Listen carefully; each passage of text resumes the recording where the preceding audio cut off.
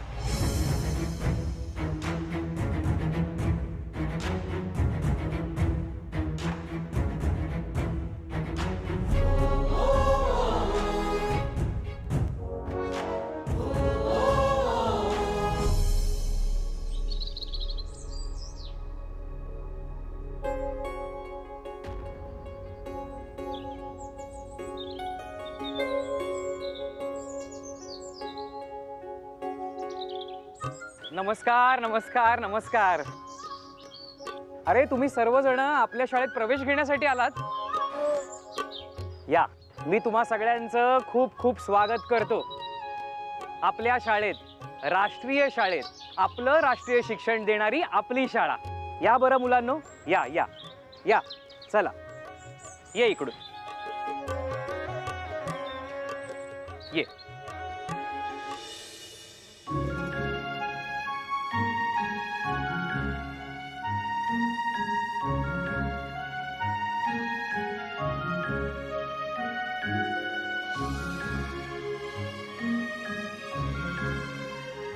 शास्त्री बुवा, अगदी अल्प दिवसात आपल्या रोपट्याचा वटवृक्ष झाला हो। होय तर कसं आहे, आपला उद्देश साफ आहे, कामात आपण चोख होत, लोकांच्या पसंतीस आपण नक्कीच उतरू बघा। ते चांगलेच आहे, परंतु ज्या वेगाने मुलांची संख्या वाढतीये आणि आगरकर बुवांच्या वैयक्तिक विवंचना लक्षात घेता त्यांना रुजू व्हायला आणखी वेळ तर लागेलच। आपल्याला आणखीन शिक्षक लागणार।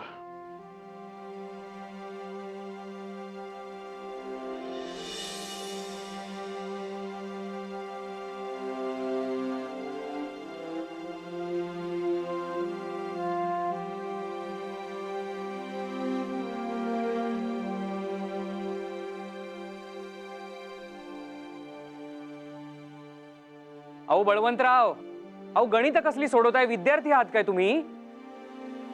शिक्षक तर आहे ना, आणि विद्यार्थ्यांना चाचणी परीक्षेत जे गणित सोडवायला देणारे आहे ते मला निम्म्या वेळेत तरी सोडवता यायला हवे, तरच त्यांना दिलेल्या वेळेत सोडवता येईल। अहो पण आपली परीक्षा आहे, त्यातून मार्ग काढा आधी। कसली परीक्षा? अहो नामजोशी हो, आपल्या इथे शिक्षक म्हणून रुजू होणार होते। हो आजच की? विसरा आता, मुनसबगिरी करणार आहेत ते, आताच कळलं मला। अहो एक खंदा आधार निखळला ना आपला। काय? असे कसे करू शकतात ते? हाती घेतलेले कार्य असे अर्धवट टाकून ते मध्येच निघून जात आहेत। मला हे मूळ या नामजोशी, आम्ही तुमचीच वाट पाहत होतो, अगदी योग्य वेळी उगवलात। मी तर आपल्या काहीही सांगू नका। एकीकडे आमच्यासोबत राष्ट्रकार्य करण्याचे व्रत घ्यायचे आणि दुसरीकडे स्वतःचा स्वार्थ देखील बघायचा का? आम्हाचे शक्य झाले नसते, पण आपण इथे कशासाठी आलो आहोत? बळवंतराव, एवढं चिडायला झालंय काय? वर मलाच हा प्रश्न विचारा आता। अचानक हे मुनसबगिरी करण्याचे डोक्यात आले कुठून? पर त्याची पूर्व कल्पना तरी द्यायची आम्हाला। हा बेफिकीरपणा मला मुळीच रुचलेला नाही। अहो बळवंतराव, जरा शांत व्हा, शांत व्हा। आपले ठरल्याप्रमाणे मी आजपासून शाळेत रुजूही झालो आणि आता पहिला वर्ग घेऊन येतोय, हे पा। हे मग हे हसताय का चिपळूणकर? काय म्हणतायत हे? बळवंतराव, नामजोशी माफ करा। अहो मीच थोडा दुष्टपणा केला हो। सकाळी आलो तेव्हा नामजोशी वर्गावर होते, तुम्ही तुमच्या कामात होतात। अहो म्हटलं जरा चेष्टेचा सडा शिंपडावा। वा, वा वा वा. ओ शास्त्री बुवा, तुमच्यामुळे यांना टीकेचा धनी व्हावे लागले. नामजोशी, माफ करा. तुम्ही आमच्या सोबत आहात याचा पूर्वीही आधारच वाटायचा, आजही आधारच वाटतो. बरं, आता उद्यापासून गोपाळराव देखील येतील म्हटल्यावर आपला रथ आणखी सुसाट धावेल. हो, पण त्यांची चेष्टा करू नका म्हणजे मिळवले काय. हो, अहो ते वेळेत आणि धडधाकट पोचले तर नशीब. अहो कुठे ते लांब पुण्याबाहेर घर घेतलंय. अहो येण्या जाण्यातच निम्मा जीव जायचा त्यांचा. बळवंतराव, इथे इथे जवळच घर घ्यायला का नाही सांगत तुम्ही त्यांना? अहो मी तर त्यांच्या समोर हात टेकले. आता आपण एकत्र कार्य करतोय म्हटल्यावर सातत्याने भेटणे, विचार विनिमय करणे आवश्यक नव्हे का? आता कित्येक दिवसात त्यांच्यासोबत आधीसारखी चर्चाच झालेली नाही. उद्या येतील तेव्हा हा विषय काढाच. माझ्या तर कित्येकदा मनात हे देखील येऊन गेले की आपल्याच वाड्यात त्यांना वास्तव्यास बोलावून घ्यावे, परंतु मी विषय काढला तर ते मला शिंग दाखवतील. त्यांचा स्वभाव तो मला ठाऊकच आहे.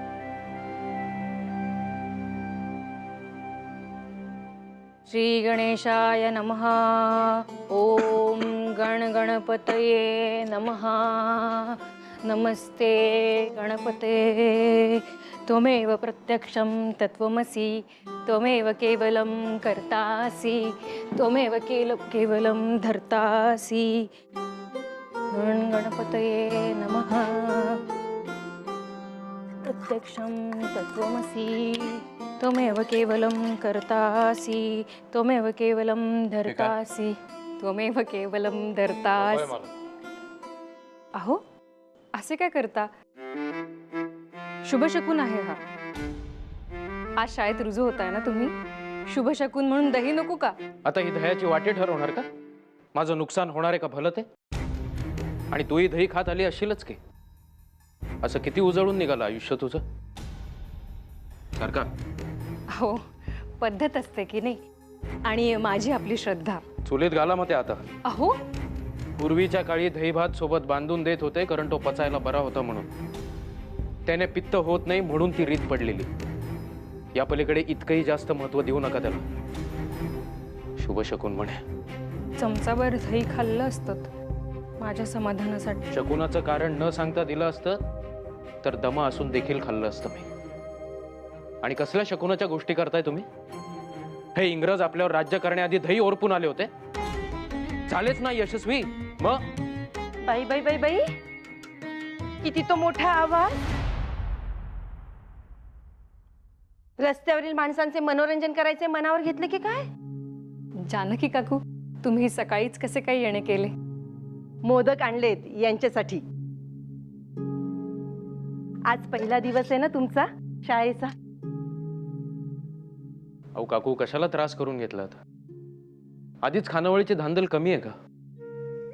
आता आपल्या माणसासाठी नाही का करायचे? आणि खानावळ सुरू करण्यासाठी प्रोत्साहन कोणी दिले? तुम्हीच ना. चांगली चालली आहे खानावळ देवाच्या कृपेने. काकू, तुमच्या कष्टांमुळे ती चांगली सुरू आहे. नको म्हटलं ना. पाहिलं काकू, दह्याला नाही म्हणताय. यांनी एकदा ठरवलं की ठरवलं. मग प्रत्यक्ष देव जरी आला तरी यांचं मन काही बदलू शकणार नाही. आता जो अस्तित्वातच नाहीये तो येणार तरी कुठून? आणि बदलणार तरी काय? कपाळ. तुझं दह्याचं राहू दे ग. त्याने पोट भरणार आहे का? तुम्ही मोदक खा. हे सोबत ठेवा आणि न चुकता वेळेवर खा म्हणजे झालं. काम काय होतच राहतील, पण तब्येत महत्वाची ना. खा पोटभर तर सगळं धड.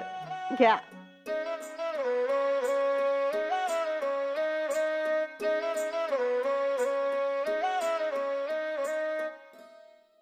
काय ग, आता आज कशाच दही?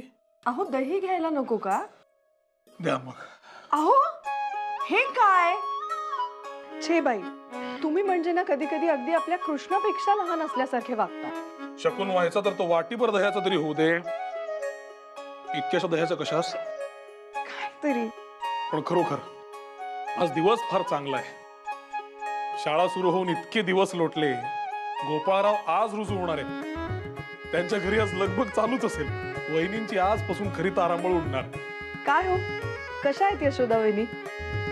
फार श्रद्धाळू आहेत का हो? फार श्रद्धाळू आहेत. आणि देव सुद्धा कशा गाठी बांधतो बघ. गोपाळराव म्हणजे दुसरे टोक. अगं बाई, पण म्हणजे त्यांना असं हातावर दही नाही देता यायचं? समोरच्याचा विश्वास नसेल तर उपयोग काय म्हणा, पण इतक्या महत्वाच्या दिवशी आज यशोदा वहिनी गोपाळरावांना दही नाही देणार? देतील, परंतु ते स्वीकारणार नाहीत. वर 4 शब्द वहिनींना ऐकावे सुद्धा लागतील. काय तरी बाई, हे म्हणजे सासूपेक्षा नवऱ्याचाच धाक अधिक. होय तर मग वहिनींना स्वप्नात देखील वाटले नसेल की अशा मनुष्यासोबत आपल्याला संसार करावा लागेल. अगो बाई, अहो स्वप्नावरून आठवलं, आज पहाटे की नाही मला सुद्धा स्वप्न पडलं होतं एक. मला आता निघायला होतोय उशीर. मला निघू द्या. तुमच्या स्वप्न कथा ऐकत राहिलो तर माझे काही खरे नाही.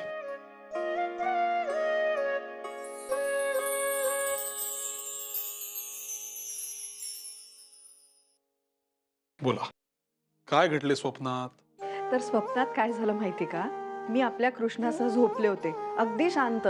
पहाटेची साखर झोप होती. अचानक मला खोकल्याची उबळ आली आणि काही केल्या खोकला काही शमेना. मी उठले, पाणी प्यायले, तरी सुद्धा मला शांत वाटेना. तेवढ्यात अचानक माझ्या जवळ कुणीतरी आलं. माझी जवळची बहीणच जणू. तिने माझ्या पाठीवरून हात फिरवला सावकाश आणि मला शांत वाटलं. खोकला सुद्धा गेला. म्हणून मी मागे वळून पाहिलं तर खोकला तर नाहीसा झालाच होता आणि ती बहीण सुद्धा गायब झाली होती. मी खूप शोधलो हो, पण नंतर दिसलीच नाही. अरे देवा, तूच म्हणतेस ना पहाटेची स्वप्न खरी होतात. म्हणजे असा खोकला येईल असे नाही, परंतु कुणी सखी बहीण भेटायचीच असेल तर हाच संकेत समजूया. छे, इतक्या वर्षात कुणी आलं नाही, आता अचानक कुठून येईल? कुणास ठाऊक. पण काही घडायचे असेलच तर प्रत्यक्षात घडल्यावर कळेल. तुर्तास मी निघतो. या.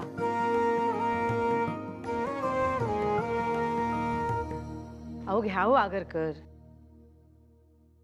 आता आमच्या मोदकांवर काही आक्षेप नाही ना तुमचा? नाही म्हणजे माझ्या मुलीला एवढं ऐकवलं दह्यावरून. बिचारी कावरी बावरी झाली म्हणून म्हंटल. माझा आक्षेप पदार्थांबद्दल नाहीच आहे काकू, त्याच्या मागच्या अंधश्रद्धेविषयी आहे. अंधश्रद्धा? असलं काही मुलांसमोर बोलू नका हा. यशोदा तुमची बायको आहे म्हणून ऐकून घेते. ती राईत मुलं नाही ऐकून घ्यायची हो. आणि त्यांचं पित्त खवळलं ना तर त्यांनाच दही द्यावं लागेल तुम्हाला.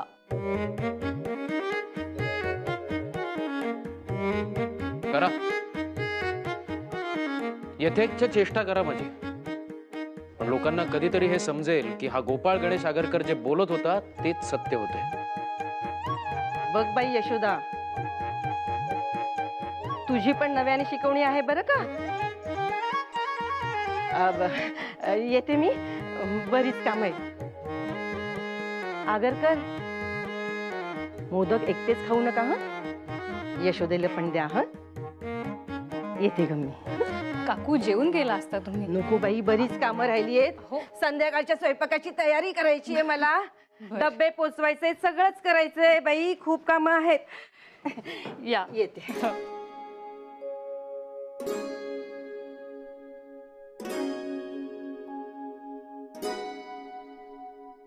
अहो नको. मोदक.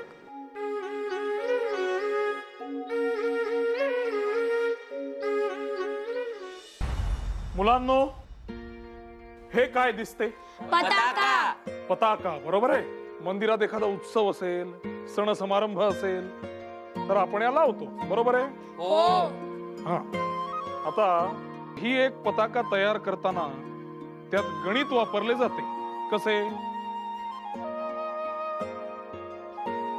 मी सांगतो, ऐका. अशा प्रकारच्या त्रिकोणात 2 बाजू या समान लांबीच्या असतात. बरं का? 2 बाजू समान लांबीच्या असतात, ज्या त्याच्या पायापेक्षा दुप्पट किंवा त्याहूनही अधिक मापाच्या असतात. म्हणजे नेहमी ज्या पताका आपण वापरतो त्या कुठल्या पद्धतीच्या त्रिकोणात मोडतात? स्वमद्विभुज त्रिकोण. समद्विभुज त्रिकोण, बरोबर आहे. आता पुढच्या पद्धतीचा त्रिकोण आपण शिकूया.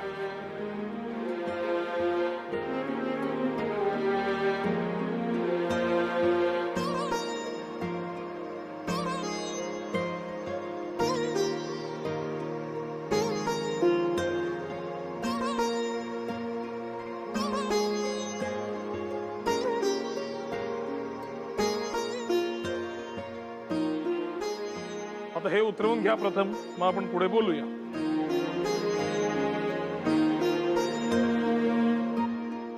आता मला सांग, हे काटकोन त्रिकोण, पायथागोरस याचा आपल्याला आयुष्यात काही उपयोग आहे का? सर म्हणतात म्हणून लिहायचे, बाकी काही नाही. काय म्हणालात? गुरुजी सांगतायत म्हणून लिहिताय होय रे? आयुष्यात याचा काय उपयोग? थांबा.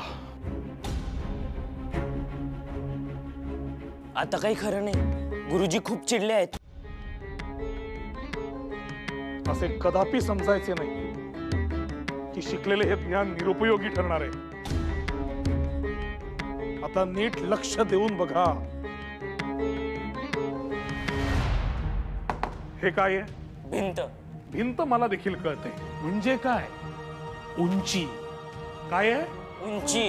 आता हा बांबू जर मी या भिंतीस टेकवून ठेवला तर ती काठी जमिनीला ज्या बिंदूला मिळते त्या बिंदूपासून या भिंतीपर्यंत तयार होणाऱ्या बाजूस काय म्हणाल? काय म्हणाल? पाया, जो मी फळ्यावर देखील काढलाय. ही झाली उंची, हा झाला पाया. यांच्यामध्ये तयार होणारा कोन हा किती अंशाचा कोन आहे? 90 अंश. अगदी बरोबर. म्हणजे थोडक्यात हा या काटकोन त्रिकोणाचा कर्ण झाला. बरोबर की नाही? हो. हा, म्हणजे थोडक्यात मी तुम्हाला पाया आणि उंची याची मापे जर दिली तर या कर्णाचे माप तुम्हाला काढता येईल का? काय रे पठ्यांनो? हो. कसे? गुरुजी, त्या पायथागोरसच्या प्रमेयाने. अगदी बरोबर. म्हणजे थोडक्यात या आणि या बाजूचे माप दिले तर कर्णाचे माप तुम्हाला काढता येईल. बरोबर? हो. हम्म. म्हणजे गुरुजी, जर मला जिना बांधायचा असेल ते उपयोगी पडेल ना? भले, शाबास. आता यापुढे म्हणाल का घेतलेले ज्ञान काय उपयोगाचे म्हणून? नाही. हा. बळवंतराव, अहो त्या पायथागोरसला तरी वाटलं असेल का एका काठीच्या साह्यानं त्याचं प्रमेय विद्यार्थ्यांना शिकवलं जाईल? हो. आणि पताका वापरून त्रिकोणाचे प्रकार. धन्य आहे तुम्ही बळवंतराव. नामजोशी, माझे तंत्र इतकेच आहे. गणितासारखा वरकरणी वृक्ष वाटणारा विषय रंजक करून शिकवला तर उत्तम. अन्यथा विनाकारण त्याचा बाऊ होतो आणि अनास्था निर्माण होते. पण तुमच्या अशा विशिष्ट शैलीमुळे विद्यार्थ्यांना भलतंच अप्रूप आहे बरं का तुमचं बळवंतराव. माझ्याबद्दलचे हे अप्रूप आगरकर बुवा येईपर्यंत. हा, ते एकदा आले की आलेच. हो नाही, खरंच आले. या बुवा. नमस्कार. खर तर तुमच्या स्वागतासाठी अत्तराची व्यवस्था करायला हवी. आत्ताच तुमच्याबद्दल विषय झाला. म्हटलं पहिला दिवस असूनही अजून आले कसे नाही? इतका उशीर कसा झाला? आता तुम्हाला तर माहितीये की ते लांबून यावे लागते. हा, पण आज शाळेत माझा पहिला दिवस असल्या कारणाने मी तुमच्या सर्वांसाठी मोदक घेऊन आलो. अहो मग हे आधी नाही का सांगायचे? वा. शास्त्री बुवा, मोदक आपल्या सर्वांसाठी आहेत एवढं ध्यानात ठेवा म्हणजे झाले. नाही, तुम्ही आधी घ्या, नाही तर पोटात दुखायचं आमच्या. या. वा वा वा. तुम्ही खाऊनच आला असाल. द्या हो.